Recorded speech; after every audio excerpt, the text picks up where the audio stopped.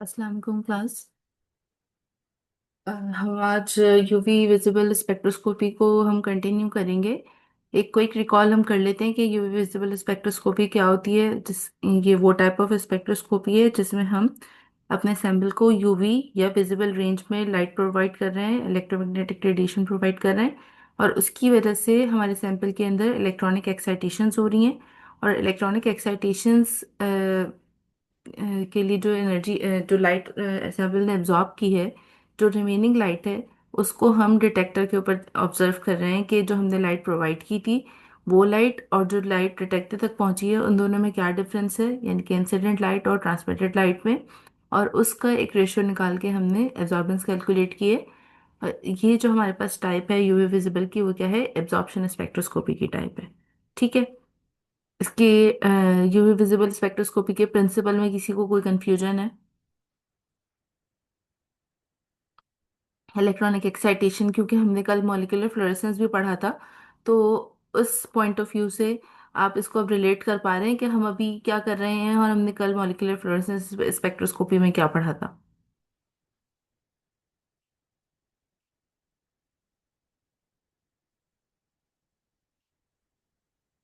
Yes.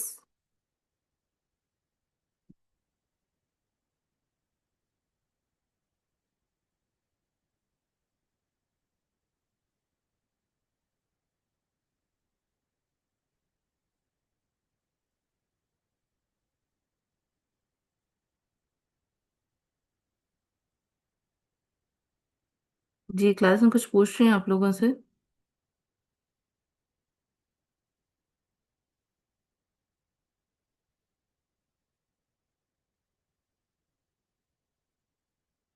Alright.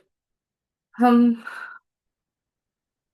Simply हम यहाँ पे इसको मैं आपको एक्सप्लेन कर देती हूँ कि कल हमने जो मॉलिक्यूलर फ्लोरेसेंस स्पेक्ट्रोस्कोपी में पढ़ा था, वो क्या थी, एमिजन स्पेक्ट्रोस्कोपी की टाइप थी। और जो अभी हम पढ़ रहे हैं यूवी विजिबल स्पेक्ट्रोस्कोपी, वो एब्जॉर्प्शन स्पेक्ट्रोस्कोपी की टाइप है। ठीक है। एब्जॉर्प्शन स्पेक्ट्रोस्कोपी में क्या होता है कि हम सिर्फ अपने सैंपल को लाइट प्रोवाइड करते हैं, उस लाइट की वजह से सैंपल एक्साइट होता है, और उस एक्साइटेशन के लिए उसने जो एनर्जी एब्जॉर्ब की है, हम सिर्फ उस एनर्जी को डील करते हैं। ठीक है। अच्छा, अब जब भी कोई चीज ग्राउंड स्टेट से एक्साइटेड स्टेट में जाती है, तो आपको पता है कि एक्साइटेड स्टेट से वो वापस ग्राउंड स्टेट में भी आती है। तो जब वो वापस ग्राउंड एक्साइटेड स्टेट से ग्राउंड स्टेट में आएगी, उस वक्त हम एमिजन स्पेक्ट्रोस्कोपी को डील करते हैं, जो कि हमने मॉलिक्यूलर फ्लोरेसेंस स्पेक्ट्रोस्कोपी में डील किया था। लेकिन अभी यूवी की पॉइंट ऑफ व्यू से हम उस फिनोमेना में इंटरेस्टेड नहीं है कि एक्साइटेड से वो ग्राउंड स्टेट में किस तरह से वापस आया। अभी हमें सिर्फ ये देखना है कि ग्राउंड से एक्साइटेड में जाने के लिए उसको कितनी एनर्जी रिक्वायर्ड थी, उस एनर्जी के लिए उसने कितनी वेवलेंथ की लाइट को एब्जॉर्ब किया। ठीक है। और जो वेवलेंथ की लाइट वो एब्जॉर्ब करेगा, वो किस रेंज में होगी, यूवी या विजिबल रेंज में होगी। यूवी की रेंज कितनी है, 190 नैनोमीटर से 400 नैनोमीटर तक। और विजिबल की रेंज कितनी है, 400 नैनोमीटर से 800 नैनोमीटर तक। ठीक है, ठीक है। ये हमारा अ, एक प्रिंसिपल है यूवी विजिबल स्पेक्ट्रोस्कोपी का। उसके बाद यूवी विजिबल का जो प्रिंसिपल है, वो बेस करता है बियर लैम्बर्ट लॉ के ऊपर। बियर लैम्बर्ट लॉ क्या कहता है? बियर लैम्बर्ट लॉ कहता है कि एब्जॉर्प्शन जो है, जो एब्जॉर्बेंस है, वो डायरेक्टली प्रोपोर्शनल होगी किसके, आपके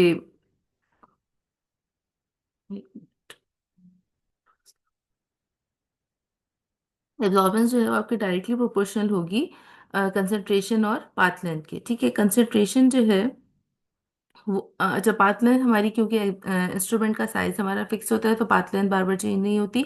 सिंपली हमारे पास यहाँ पे क्या चीज़ चेंज हो रही है, कंसंट्रेशन चेंज हो रही है। ठीक है। अच्छा, ये भी हमें क्लियर है बिल्कुल कि ये हमारे पास एब्जॉर्बेंस है।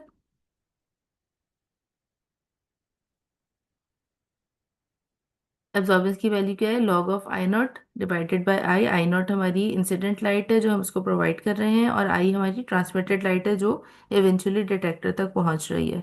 और ये किसकी इक्वल होगी, एप्सिलॉन सी एल के। एप्सिलॉन कहाँ से आया, जब भी हम साइन ऑफ प्रोपोर्शनलिटी हटाते हैं तो हम कोई कांस्टेंट इंट्रोड्यूस करवाते हैं, और यहाँ पे जो हमने कांस्टेंट इंट्रोड्यूस करवाया है उसका नाम है मोलर एब्जॉर्प्टिविटी, या हम इसको मोलर एक्सटिंक्शन कोफिशिएंट भी कहते हैं। ठीक है। अच्छा, उसके बाद हमारे पास ये जो कंसंट्रेशन है वो किस में होनी चाहिए, मोल्स में होनी चाहिए, मोल्स पर लीटर में होनी चाहिए। एल जो है वो हमारे पास सेंटीमीटर में होना चाहिए, और मोलर एब्जॉर्प्टिविटी का यूनिट मैंने आप लोग को क्लास में करवाया था, ठीक है। यहाँ तक अभी तक किसी को कोई कंफ्यूजन है? हम आगे मूव ऑन करें।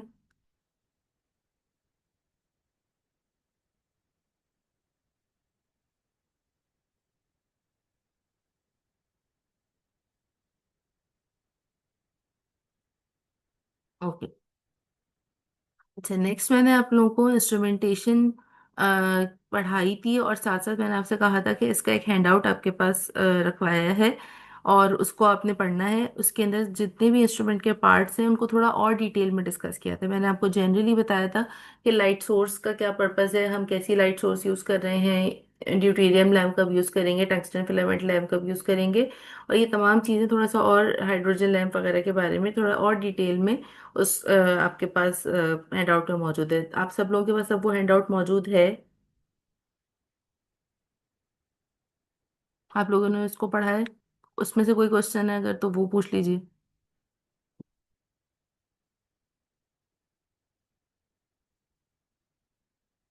ओके। उसके अलावा जो कंपोनेंट्स थे इंस्ट्रूमेंट के, उसके अलावा वहाँ पे एक और चीज़ मेंशन थी कि इंस्ट्रूमेंट हमारे पास दो तरह के होते हैं, एक सिंगल बीम स्पेक्ट्रोफोटोमीटर होता है और एक डबल बीम स्पेक्ट्रोफोटोमीटर होता है। सिंगल बीम स्पेक्ट्रोफोटोमीटर में हम क्या करते हैं कि हमारे पास एक ही सैंपल कंटेनर होता है, जिसके अंदर पहले हम अपने रेफरेंस मटेरियल को रखते हैं। रेफरेंस मटेरियल हमारा क्या होगा? जो यूवी विजिबल स्पेक्ट्रोफोटोमीटर का पूरा प्रोसेस है, उसके अंदर हम क्या कर रहे हैं कि सबसे पहले हमने अपने सैंपल को डिसॉल्व किया है सॉल्वेंट के अंदर, ठीक है। और सैंपल को किस तरह से होना चाहिए? कंप्लीटली डिसॉल्व होना चाहिए सॉल्वेंट के अंदर, किसी किस्म के कोई पार्टिकल्स, कोई टर्बिडिटी, कोई सस्पेंशन हालत में कोई भी चीज़ आपके सोल्यूशन में नहीं होनी चाहिए, ठीक है। सोल्यूशन बिल्कुल क्लियर लिक्विड होना चाहिए। अब उस क्लियर लिक्विड के अंदर दो चीज़ें मौजूद हैं, एक तो आपका मेन सैंपल मौजूद है और दूसरा आपका सॉल्वेंट मौजूद है। तो जो सॉल्वेंट के इफेक्ट्स हैं उसको मिनिमाइज करने के लिए हम क्या करते हैं कि सबसे पहले हम सॉल्वेंट को ब्लैंक रख के, यानी कि सॉल्वेंट के अंदर हम अपना सैंपल ऐड किए बगैर उसकी एब्जॉर्बेंस को रिकॉर्ड करते हैं। इसको हम कहते हैं रेफरेंस रीडिंग। उसके बाद हम क्या करते हैं कि हम अपने सैंपल को सॉल्वेंट के अंदर डिसॉल्व करते हैं, और फिर हम उसकी यूवी की रीडिंग लेते हैं। तो इससे क्या होता है कि हमें जो रेफरेंस रीडिंग है उसको उसको जब हम माइनस करते हैं तो हमारे पास अपने एग्जैक्ट सैंपल की रीडिंग आ जाती है, ठीक है। ये पॉइंट क्लियर हो रहा है आपको?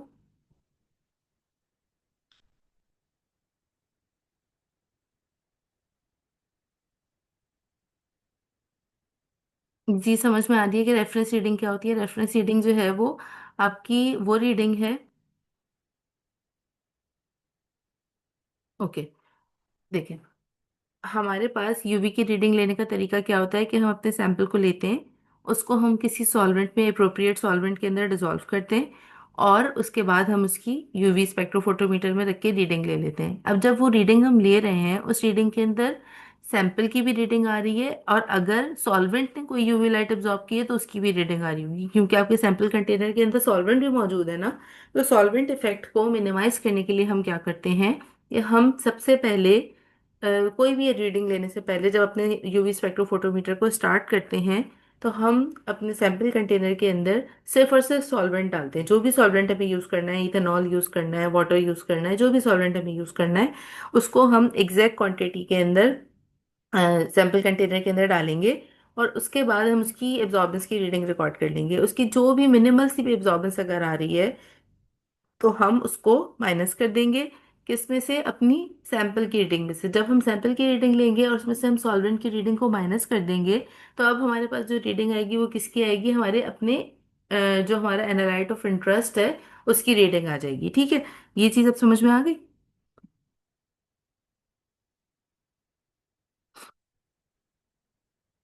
ओके। अच्छा, अब हमारे पास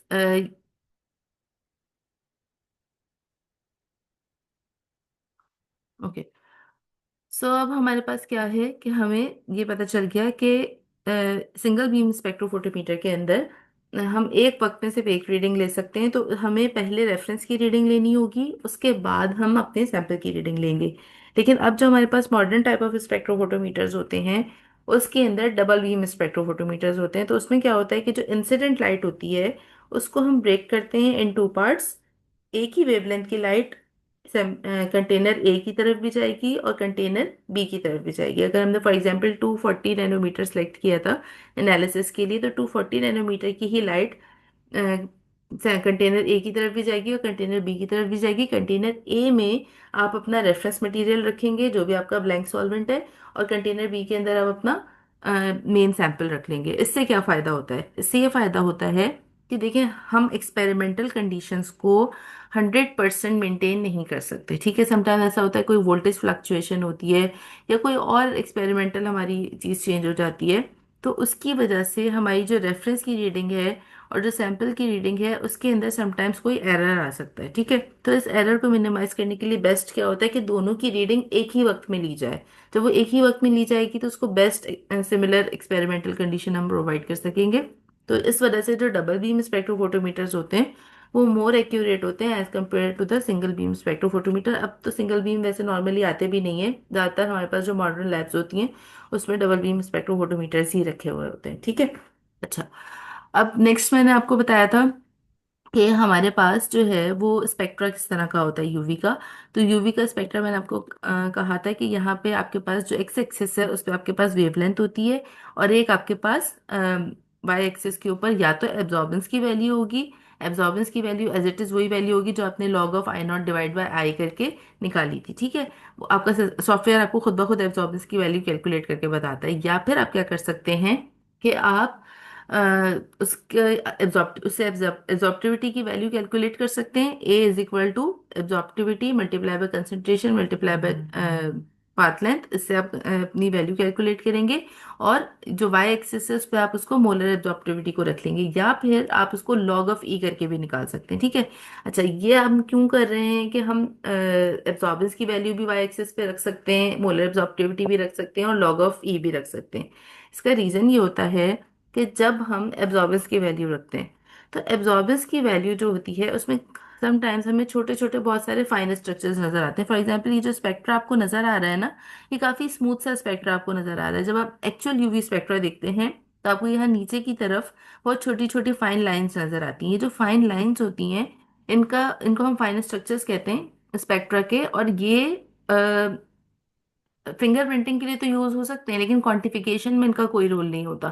तो इस जो हमारे क्वांटिफिकेशन में जिस पार्ट का रोल है, जिस जिस पीक का रोल है क्वांटिफिकेशन में, उसको और ज्यादा रेजोल्यूशन उसकी अच्छी करने के लिए हम मैथमेटिकली अपने डाटा को कन्वर्ट करते हैं, ठीक है। तो ये जो कन्वर्जन है ये प्योरली मैथमेटिकल होती है। इसमें हम कोई एक्सपेरिमेंटल चेंजेस नहीं कर रहे होते। सिर्फ हमारा मकसद क्या होता है कि जो हमारी क्वांटिफिकेशन वाली वाली पीक है वो क्लियर हो जाए, हमारे पास जो एक्स्ट्रा पीक्स हैं वो सामने से हट जाए। दैट इज वाई हम उस डाटा को मैथमेटिकली कन्वर्ट करते हैं। इसके अलावा इसका और कोई रीजन नहीं हो सकता है। तीनों तरीके से आपके पास रिजल्ट सेम आएंगे। एब्जॉर्बेंस रखेंगे तब भी आपकी वही लैम्डा मैक्स आएगी, एब्जॉर्प्टिविटी रखेंगे तब भी आपकी वही लैम्डा मैक्स आएगी, लॉग ऑफ एब्जॉर्प्टिविटी रखेंगे तब भी आपकी वही लैम्डा मैक्स आएगी। सिर्फ और सिर्फ क्या फायदा होगा कि आपके जो फाइन स्ट्रक्चर्स हैं, जो एक्स्ट्रा पीक्स हैं, वो रिमूव आउट हो जाएंगी, ठीक है। यहाँ तक समझ में आ रहा है?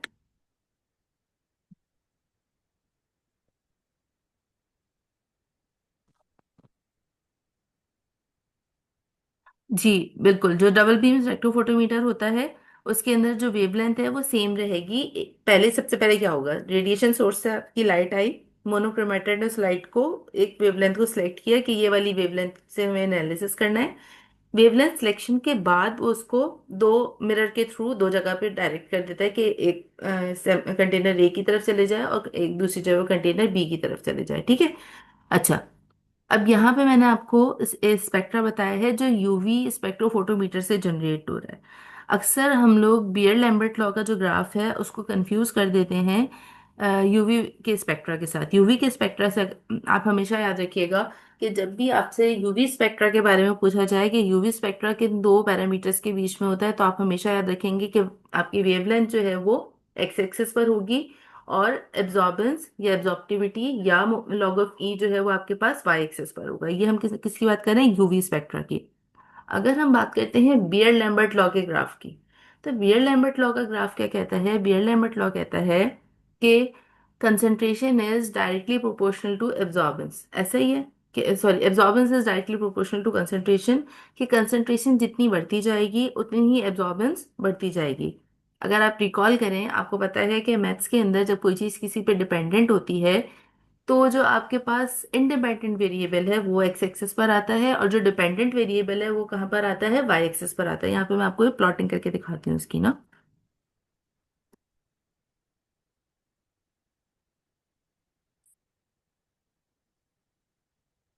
आपको स्क्रीन मेरी कंप्लीट शेयर हो रही है या एक्सेल की शीट नजर आ रही है अब आपको?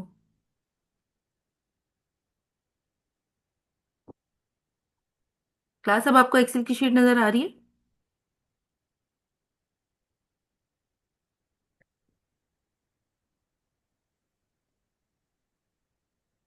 ओके, एक मिनट, मैं इसको फिक्स कर दूंगा।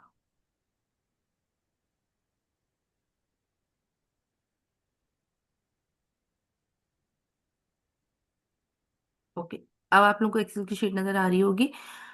अ, जो बियर लैम्बर्ट लॉ का ग्राफ होता है वो थोड़ा सा डिफरेंट होता है। उसको हम किस तरह से प्लॉट करते हैं? फॉर एग्जाम्पल, मेरे पास एक सैंपल है पैरासीटामोल का, उसका मुझे यूवी एनालिसिस परफॉर्म करना है, ठीक है। तो सबसे पहले मैं उसका बियर लैम्बर्ट लॉ का कर्व जनरेट करूंगी, जिसको हम कैलिब्रेशन कर्व भी कहते हैं, ठीक है। कैलिब्रेशन कर्व के लिए सबसे पहला काम मुझे क्या करना है कि मैं डिफरेंट कंसंट्रेशन के सॉल्यूशंस बनाऊंगी पैरासीटामोल के। फॉर एग्जांपल, मैंने 10 माइक्रोग्राम पर ml, 20 माइक्रोग्राम पर ml, 30 माइक्रोग्राम पर ml, इस तरह से करके मैंने 80 माइक्रोग्राम पर ml तक के डिफरेंट कंसंट्रेशन के सॉल्यूशंस बना रही है, ठीक है।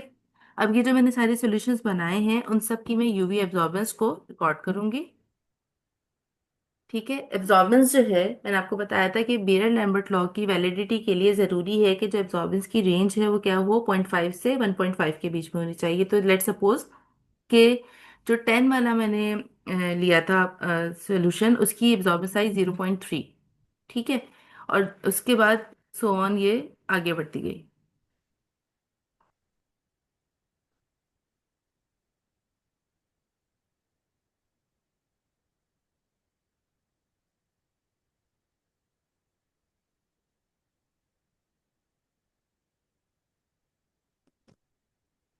ठीक है। ये जो एब्जॉर्बेंस की वैल्यूज मेरे पास आ रही हैं ये एक्सपेरिमेंटल वैल्यूज हैं, ठीक है।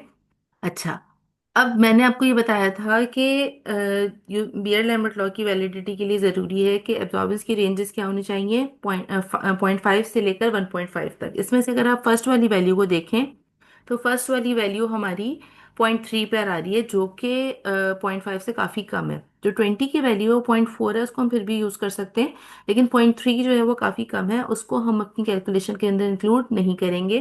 जब स्टार्टिंग में आप लोग को पढ़ाया था मेथड्स के बारे में, उस वक्त ये चीज़ बताई थी कि जो limit of detection, limit of quantification है, ये बहुत इंपॉर्टेंट होती है कि हमारा जो मेथड है वो किस कंसंट्रेशन रेंज में वर्क करेगा। इसका मतलब क्या है कि मेरे अगर कंसंट्रेशन 10 माइक्रोग्राम पर ml होगी तो मेरा मेथड उसके लिए इफेक्टिव नहीं है, क्योंकि इसके लिए जो यूवी विजिबल की डियर लैम्बर्ट लॉ की रेंज है वो उसको फुलफिल नहीं कर रहा है, ठीक है।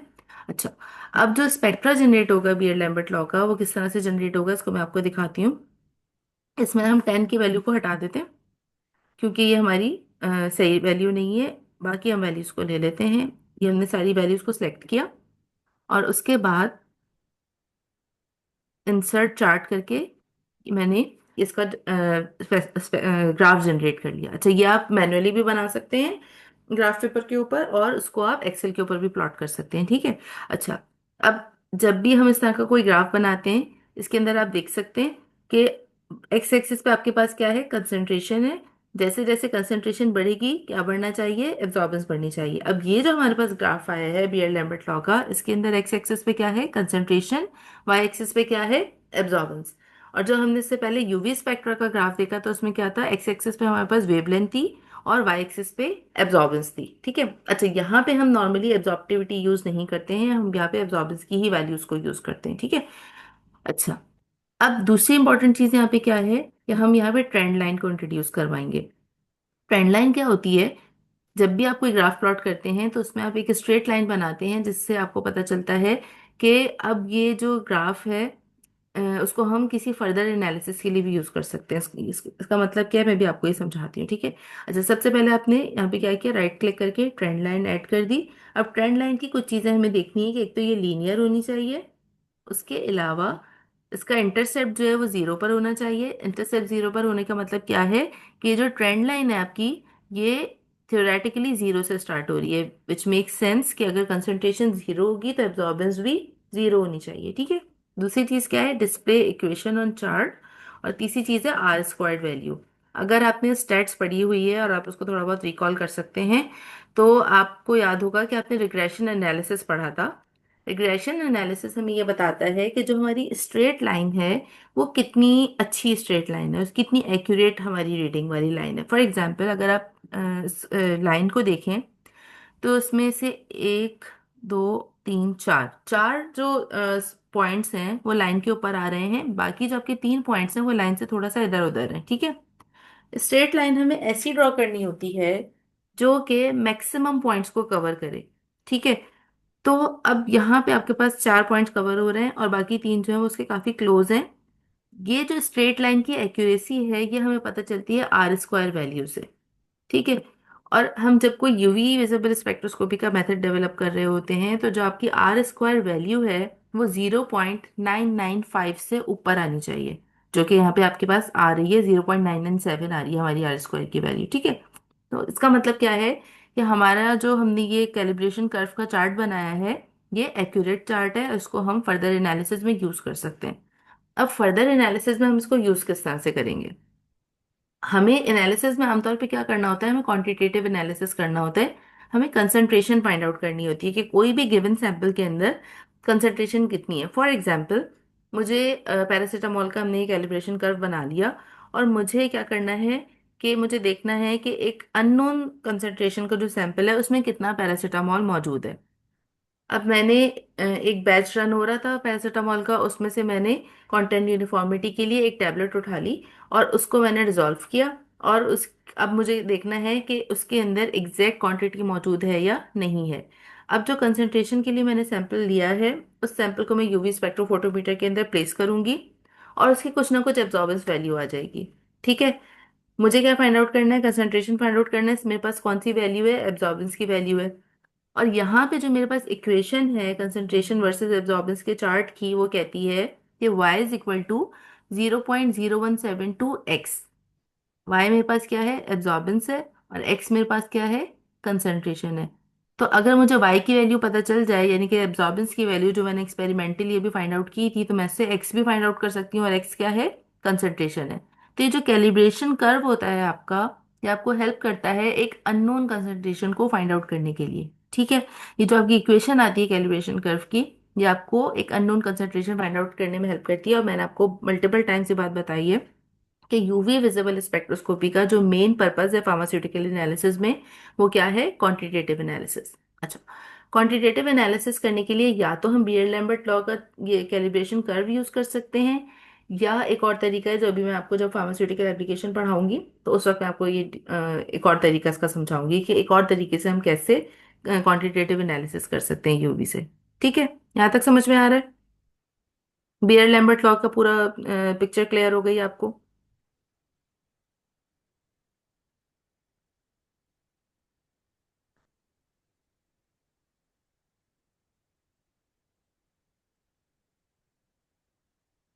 ओके।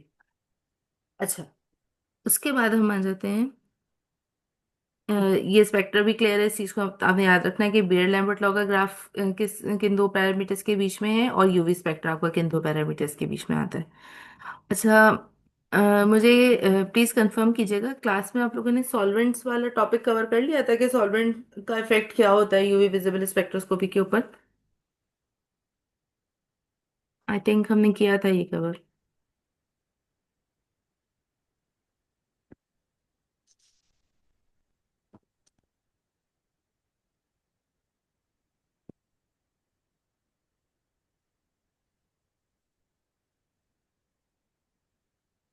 अच्छा क्लास, एक काम आप लोग और कर दें, ये जो चैट है इसमें आप अपना नाम और CMS ID लिख के भेज दें, ताकि फिर मैं इसको जस्ट डाउनलोड कर लूंगी तो मेरे पास आप लोग की अटेंडेंस आ जाएगी।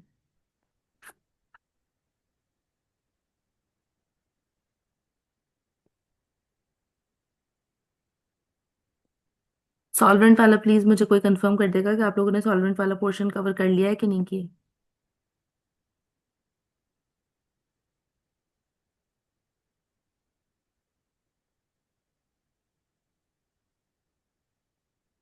बेटा सीएमएस आईडीज तो आप लोग भेज रहे हैं, मुझे ये भी बता देंगे सॉल्वेंट वाला पोर्शन कवर कर लिया था या उसको रिपीट करने की जरूरत है?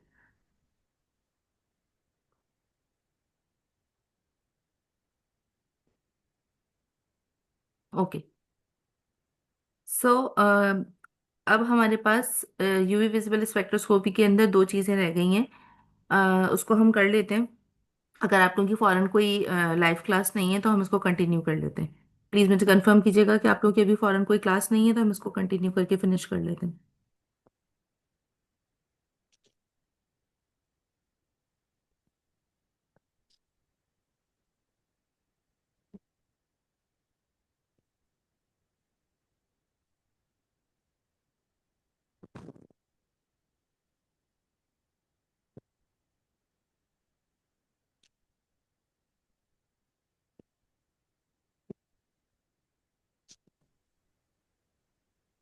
ओके।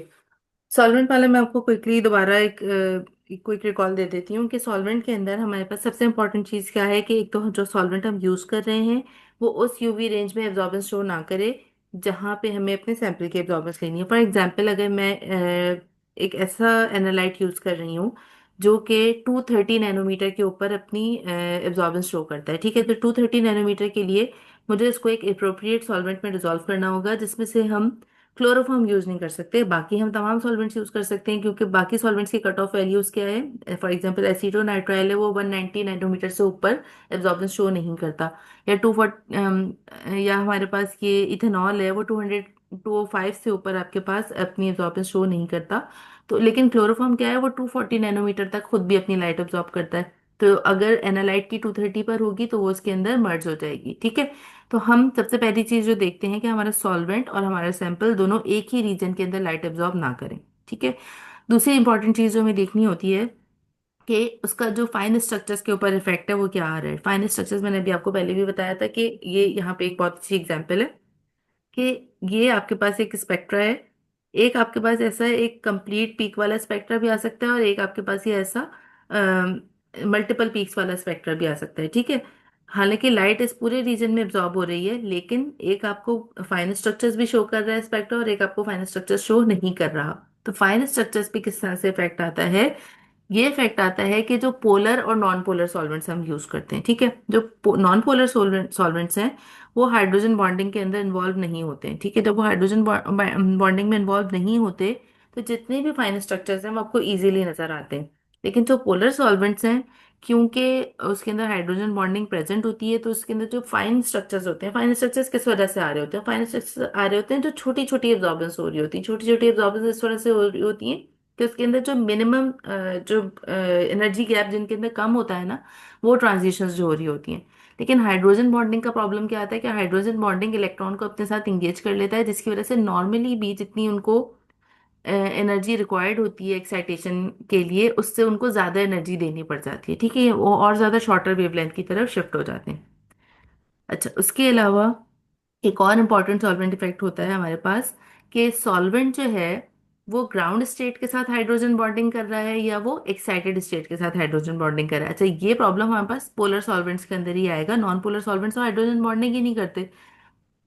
पोलर सॉल्वेंट्स क्या करते हैं? अगर आप पोलर सॉल्वेंट के अंदर पोलर ही कंपाउंड को डिसॉल्व कर रहे हैं तो वो ग्राउंड स्टेट में हाइड्रोजन बॉन्डिंग हो रही होगी। जब ग्राउंड स्टेट में हाइड्रोजन बॉन्डिंग हो रही है तो वो उसके लिए एक्साइटेड स्टेट में जाना मुश्किल है, ठीक है। इसी तरह से अगर पोलर सॉल्वेंट में आपने नॉन पोलर एनालाइट को डिसॉल्व किया है तो ग्राउंड स्टेट में कोई भी हाइड्रोजन बॉन्डिंग नहीं हो रही। लेकिन वंस जब वो एक्साइटेड स्टेट में चला जाएगा, इलेक्ट्रॉन थोड़ा सा बाहर की तरफ चला जाएगा, अब पार्शियल चार्जेस उसके ऊपर आ सकते हैं। और अब जो पार्शियल चार्जेस आ सकते हैं उसकी वजह से हाइड्रोजन बॉन्डिंग की पॉसिबिलिटी बढ़ गई है, ठीक है। तो अब polar solvent non polar analyte को भी अपनी तरफ अट्रैक्ट कर सकता है। तो ये जो आपके पास डिफरेंसेस होते हैं इसकी बेसिस पे आपको सॉल्वेंट की सिलेक्शन करनी होती है कि हम ऐसा सॉल्वेंट सेलेक्ट करें जो कम से कम सॉल्वेंट के साथ इंटरेक्ट करे, सॉरी सैंपल के साथ इंटरेक्ट करे और आपको ऐसे स्ट्रक्चर्स दिखाए जिससे आप इजीली अपने सैंपल को आइडेंटिफाई और क्वांटिफाई कर सकें, ठीक है। एक दफा मैं ये देख लूं कि आप कोई क्वेश्चन तो नहीं पूछा किसी ने।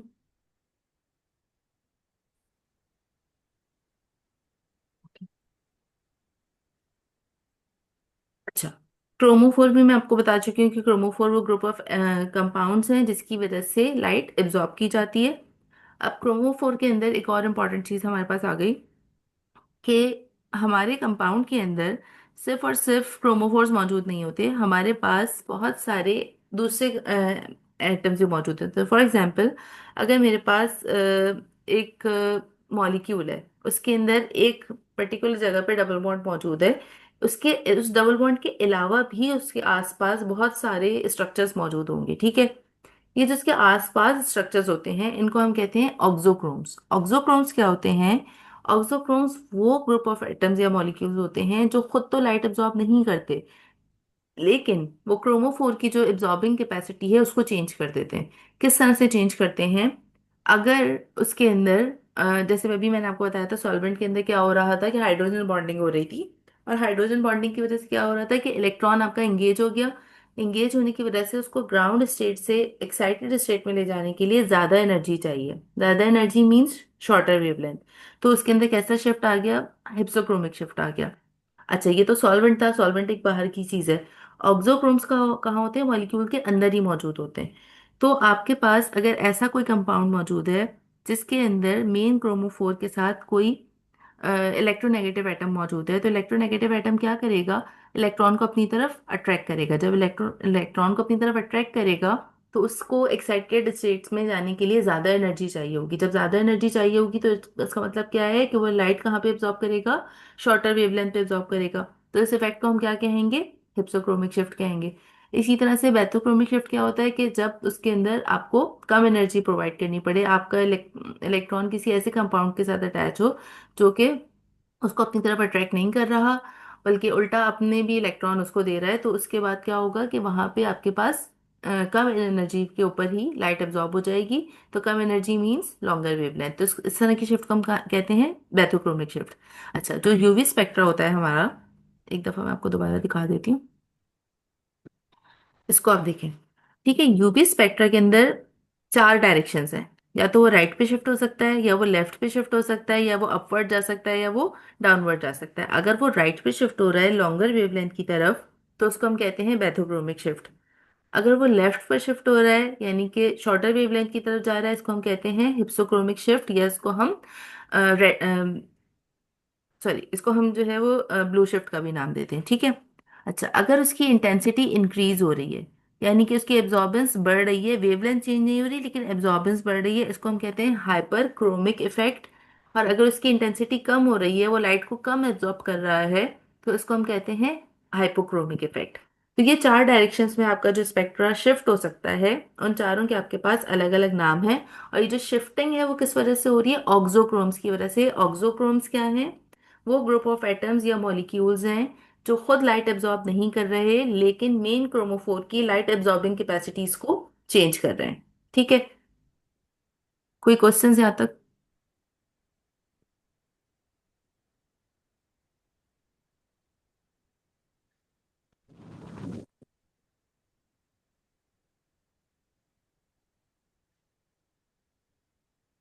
ओके। अब क्विकली मैं आपको इसका एक लास्ट पार्ट भी कवर करवा देती हूँ, जो कि है हमारा pharmaceutical application of UV visible spectroscopy. हमने तकरीबन तमाम चीज़ें यूवी विजिबल स्पेक्ट्रोस्कोपी की कवर कर ली हैं, प्रिंसिपल भी कर लिया है, इंस्ट्रूमेंटेशन भी कर ली है। लास्ट पार्ट हमारा क्या है? उसकी एप्लीकेशन। सबसे ज़्यादा ये कहाँ पे यूज़ होता है? Drug essay and quality control में इसको यूज़ होता है। और रीज़न क्या है यूवी विजिबल को यूज़ करने का? कि ये सिंपल इंस्ट्रूमेंटेशन है, रैपिड एनालिसिस है, क्विकली हम इसको एनालिसिस परफॉर्म कर सकते हैं। रैपिड एनालिसिस हम इसको कह रहे हैं as compare to the chromatographic method. जब आगे हम क्रोमेटोग्राफी पढ़ेंगे तो आप देखेंगे कि क्रोमेटोग्राफी के अंदर एक एक सैंपल को एनालाइज करने के लिए टाइम लगता है, 10 to 15 मिनट समटाइम हमें एक सैंपल के ऊपर लग जाते हैं, जबकि यूवी के अंदर हमें with in a few seconds हमें रीडिंग मिल जाती है, ठीक है। लो कॉस्ट मेथड है, जब जितना सिंपल इंस्ट्रूमेंट होता है उतना ही मेथड की कॉस्ट हमारी कम हो जाती है। हाई रिप्रोड्यूसिबिलिटी है, प्रिसाइज रिजल्ट देता है आपको, और suitable for routine quality analysis है। हम और ये हम कब कब कर सकते हैं? जब भी हमारे पास ड्रग के अंदर कोई क्रोमोफोर मौजूद होगा यानी कि डबल बॉन्ड या ट्रिपल बॉन्ड मौजूद होगा, पाई इलेक्ट्रॉन्स मौजूद होंगे, वहां पे हम ये परफॉर्म कर सकते हैं। और साथ साथ हमें उसके लिए कोई सूटेबल सॉल्वेंट अवेलेबल हो, ये एक इंपॉर्टेंट चीज़ है, ठीक है। आमतौर पे कहाँ कहाँ फार्म इंडस्ट्री में यूज हो रहा होता है, एसए के लिए यूज हो रहा होता है, टेबलेट और कैप्सूल के डिसोल्यूशन टेस्टिंग के लिए यूज हो रहा होता है, कंटेंट यूनिफॉर्मिटी के लिए और स्टेबिलिटी स्टडीज के लिए। नेक्स्ट है हमारे पास जनरल स्टेप्स क्या होते हैं। सबसे पहले हम सैंपल सोल्यूशन बनाते हैं और स्टैंडर्ड का भी सोल्यूशन बनाते हैं, और साथ में हम वेवलेंथ सेलेक्ट करते हैं कि ये किस वेवलेंथ के ऊपर लाइट को एब्जॉर्ब करेगा। उसके अलावा एब्जॉर्बेंस को फिर हम मेजर करते हैं, और उसके बाद बियर लैम्बर्ट लॉ से या कैलिब्रेशन कर्व से हम उसकी रीडिंग कैलकुलेशन कर लेते हैं। कैलिब्रेशन कर्व वाली जो कैलकुलेशन थी वो मैंने भी आपको बहुत डिटेल में समझाई थी कि हम किस तरह से करते हैं, कि हम पहले डिफरेंट कंसंट्रेशन के बनाएंगे, फिर अननोन कंसंट्रेशन को लेंगे और उसके अकॉर्डिंगली हम कैलकुलेशन करेंगे। बियर लैम्बर्ट लॉ के अकॉर्डिंगली जो कैलकुलेशन होती है उसको भी मैं आपको एग्जाम्पल में बताती हूँ। फॉर एग्जाम्पल पैरासीटामोल टैबलेट ऐसे आपने परफॉर्म किया, उसका प्रोसीजर क्या होगा। सबसे पहले आपने टैबलेट्स ले ली, आमतौर पे हम 20 टैबलेट्स लेते हैं ताकि हमारे पास जो चांसेस ऑफ एरर है वो रिड्यूस हो जाए।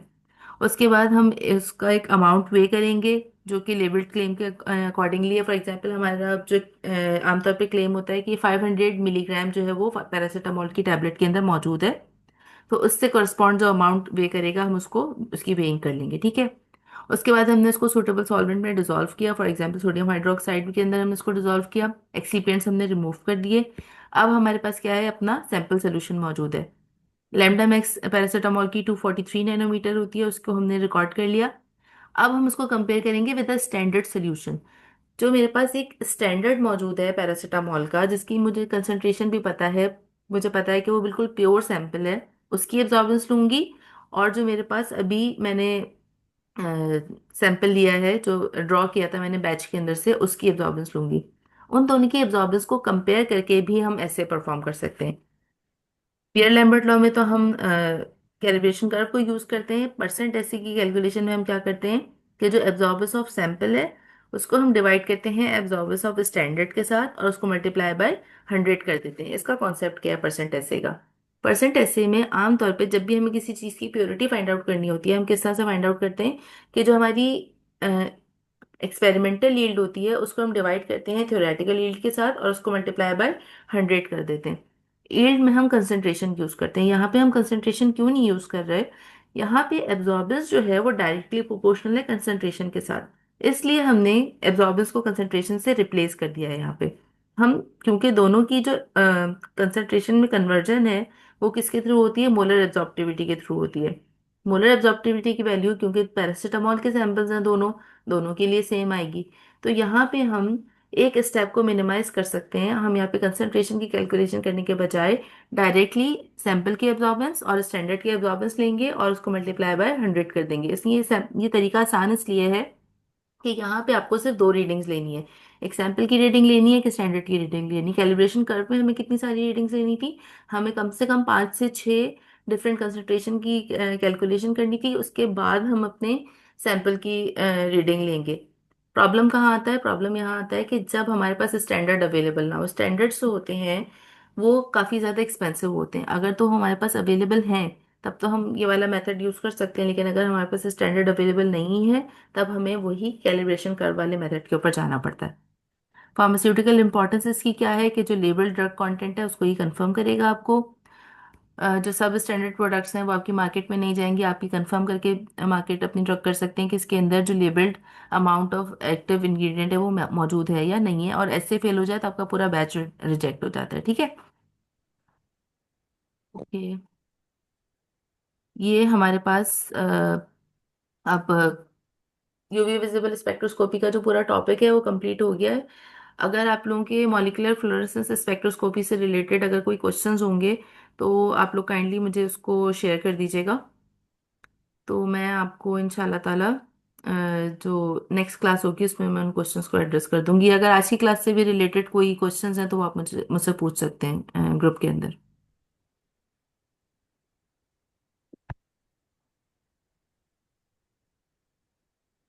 Okay, thank you class.